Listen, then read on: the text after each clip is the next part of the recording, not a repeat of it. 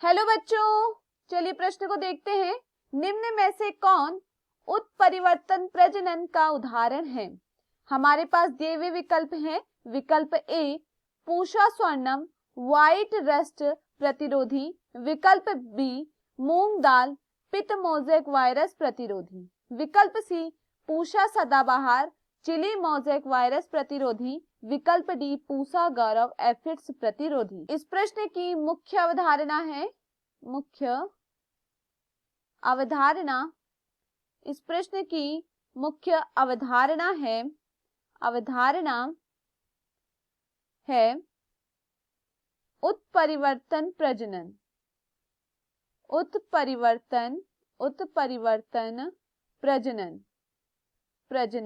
इस प्रश्न की मुख्य अवधारणा है उत्परिवर्तन प्रजनन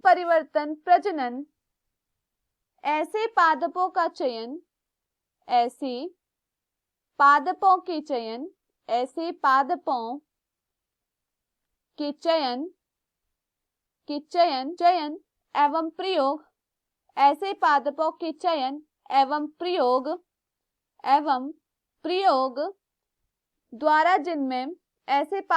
चयन एवं प्रयोग द्वारा जिनमें प्रजनन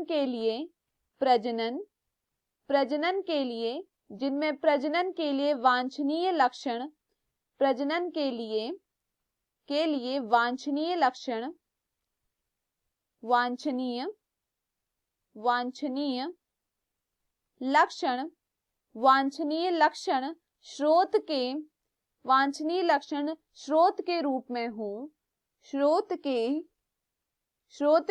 में हूं, उन्हें उत्परिवर्तन प्रजनन कहते हैं। उसे हम क्या कहते हैं? उत्परिवर्तन प्रजनन कहते हैं।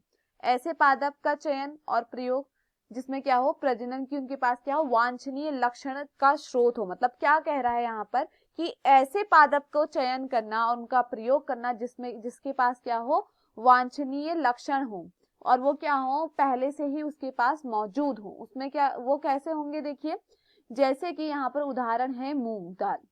मूंग दाल क्या है? मूंग दाल उत्परिवर्तन प्रजनन का एक उदाहरण है। मूंग दाल उत्परिवर्तन प्रजनन का उदाहरण है। मूंग दाल पित्त मोज़ेक वायरस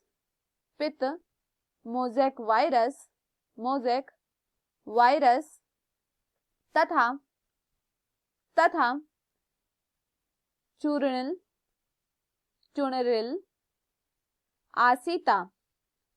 आसिता के प्रति प्रतिरोधकता क्षमता रखती है।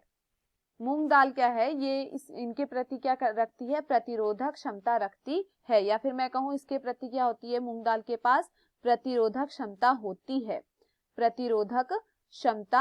है। यह कैसे होती है? देखिए, जो पादप होते हैं उनका जो चयन और प्रयोग होता है, जब जिनमें क्या हो, प्रजनन के लिए वांछनीय गुण स्रोत के रूप में होते हैं। जो वांछनीय गुण होते हैं वो क्या होते हैं? स्रोत के रूप में उनके पास होते हैं, तो उसे हम क्या कह रहे हैं? उत्परिवर्तन प्रजनन कह रहे हैं। हमारे पास दिए हुए विकल्प हैं। विकल्प ए पूषा स्वर्णम व्हाइट रस्ट प्रतिरोधी नहीं, उत्परिवर्तन में यह नहीं होता है। मूंग दाल पित्त मोज़ेक वायरस प्रतिरोधी, यह सही है। जो मूंग दाल होती है वह क्या होती है? पित्त मोज़ेक वायरस के प्रतिरोधी होती है, जो कि उत्परिवर्तन प्रजनन का एक उदाहरण है।